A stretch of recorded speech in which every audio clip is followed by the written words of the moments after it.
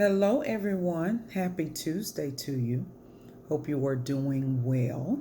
Hope your Tuesday has began well. We are in the afternoon, so I hope you have been productive today. My day started off pretty routine, and what I mean by routine is not boring.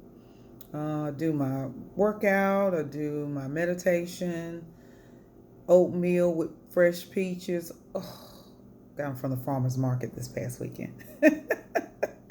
So let's talk about mother and father wounds. Now, that can be a touchy subject for many, okay? Because what it does is it forces the individual to admit that there is some sort of pain regarding their relationship with their parent. Now, I'm using parent in the mother father role, but it also could be whoever was in that role for you. Some people are not actually raised by their parents, they are wounded by a mother or father figure. Okay, so when I say parent, that's what I mean. Whoever served as your mother and father figure in your life who may have wounded you during your childhood experience, teen experience. It could be at any point in your life, it can happen in adulthood. One thing about mother and father wounds is they tend to adversely affect your ability to connect in relationships. Okay. If you think about a child, their first relationship is going to be with a mother or with a father. Typically, it's going to be with the mother, whether it's an adoptive mother, a stepmother, whatever. Typically, as a child, that's who you're going to bond with first. If that relationship is not solid, it is not secure, for some reason that child does not feel safe with that mother, it can follow you all the way into adulthood and, like I said, adversely affect your relationships. So let's talk about mother and father wounds. It could be any sort of abuses, whether it be physical or verbal. It can be neglect. It can be avoidance. Um, it could be detachment. So when I say mother father wounds, a lot of times people just think physical abuse or verbal abuse, but it's more than that. It could be avoidance. You're just avoiding connecting. Detachment, where you don't have that mother daughter or mother son relationship as you would like. There is some sort of gulf between you.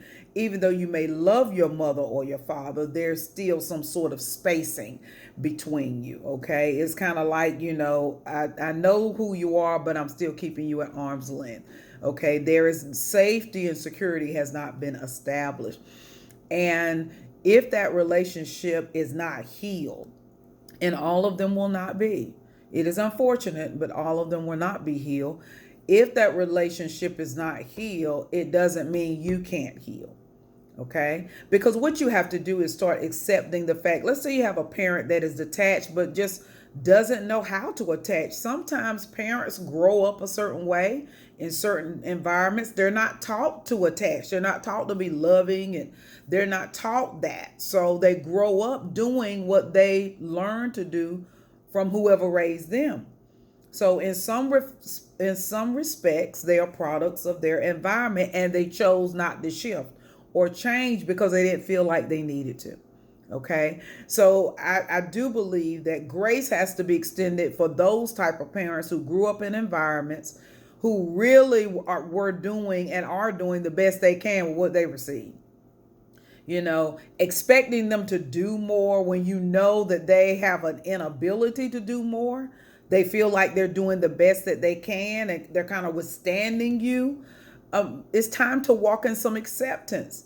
All right. Appreciate what they have done and only expect out of them what you know that they're willing to give. That's going to lift a weight off of some of you.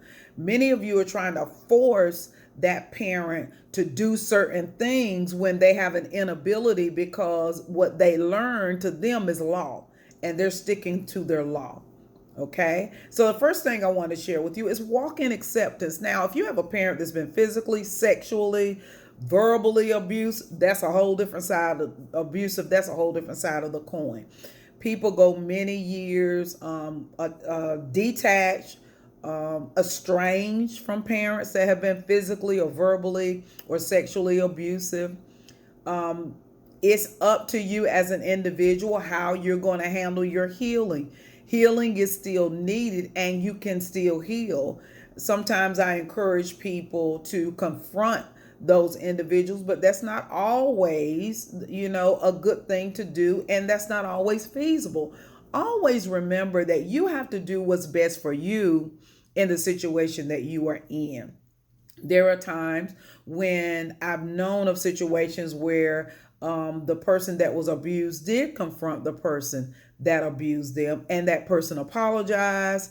They made amends, and then I've known situations where people confronted the person that abused them and they denied it, act like they just created this story all on their own.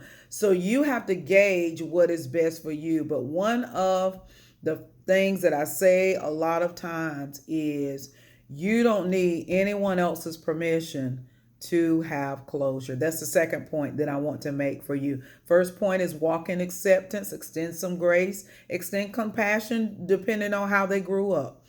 Number two, make sure that you understand that you don't need anyone's permission to have closure. You can close the book on your own. You can realize, okay, this happened to me. This person will not acknowledge it. Hey, it's nothing you can do. You can stay angry with them, but that's only going to hurt you. You can walk in a place of feeling guilty, but that's hurting you. None of the responses that you could do hurts them. It all hurts you. When you begin to free yourself, people that have been abused, know that it was not your fault. Don't take on that guilt. Don't take on that shame. Learn how to release those things. Okay, learn how to release those things, and you won't need the other person to have closure. The third point I want to make for you all, when you have really deep-seated mother and father wounds that affects your mental capacity, seek professional help from a mental health therapist. Seek professional help.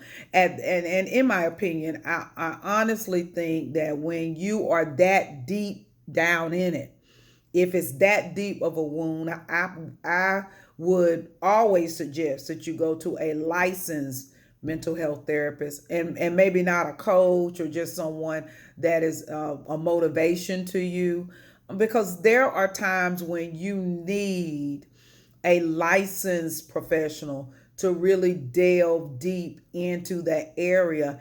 And it could be that there needs to be something more added to your therapy plan, whether it be medication, whether it be weeks more of therapy, whatever.